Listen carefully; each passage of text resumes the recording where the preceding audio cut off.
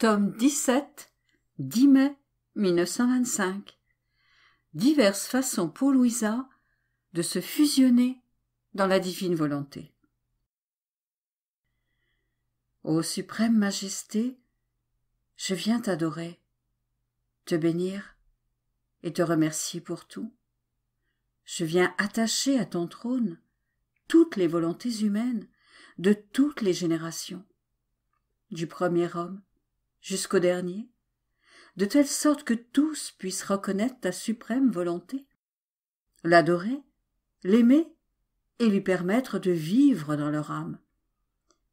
Dans cet immense vide se trouvent toutes les créatures. Je veux les prendre toutes, pour les placer dans ta sainte volonté, afin que toutes puissent revenir à leur origine, c'est-à-dire ta volonté.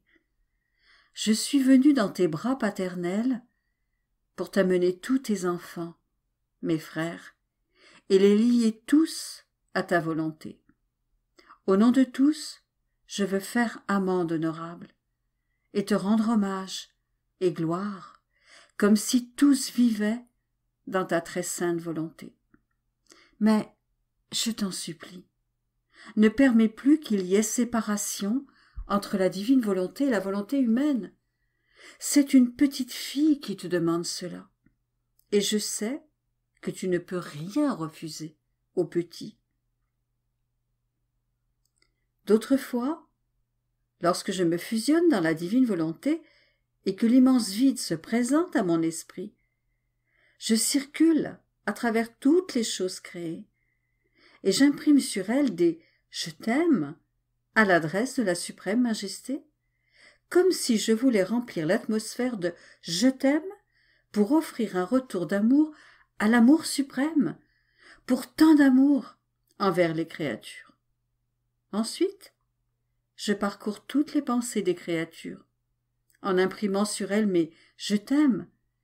Je continue en plaçant mes « je t'aime » sur chaque regard, chaque bouche et chaque mot. Je couvre chaque battement de cœur, chaque travail accompli et chaque pas d'un de mes « je t'aime » adressé à mon Dieu. Ensuite, descendant dans les profondeurs de l'océan, je place sur chaque élan de poisson et sur chaque goutte d'eau un « je t'aime ». Après, comme si elle avait semé des « je t'aime » partout, la petite fille se présente devant la divine majesté. Comme pour lui faire une surprise, elle dit « Mon Créateur et mon Père, mon Jésus et mon amour éternel, regarde, toutes les choses te disent, de la part de toutes les créatures, qu'elles t'aiment. Partout il y a des « je t'aime » qui te sont adressés.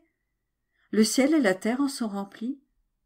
Ne vas-tu pas concéder à ta toute petite que ta volonté descende parmi les créatures, se fasse connaître, fasse la paix avec la volonté humaine et, pendant qu'elle exercera sa juste autorité et occupera sa place d'honneur, aucune créature ne fasse plus jamais sa volonté, mais toujours la tienne.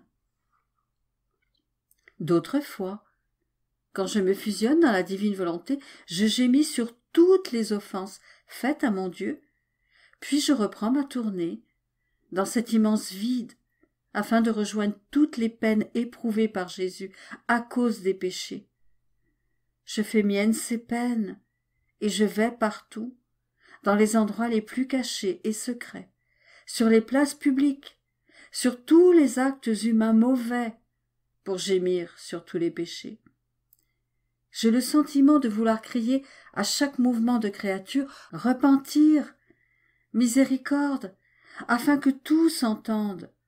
J'imprime ma prière dans le grondement du tonnerre, afin que la peine d'avoir offensé mon Dieu puisse se répercuter dans tous les cœurs. Miséricorde dans les éclairs, repentir dans le sifflement du vent, repentir et miséricorde dans le tintement des cloches. En somme, repentir et miséricorde dans tout. Ensuite, j'apporte devant mon Dieu les repentirs de tous.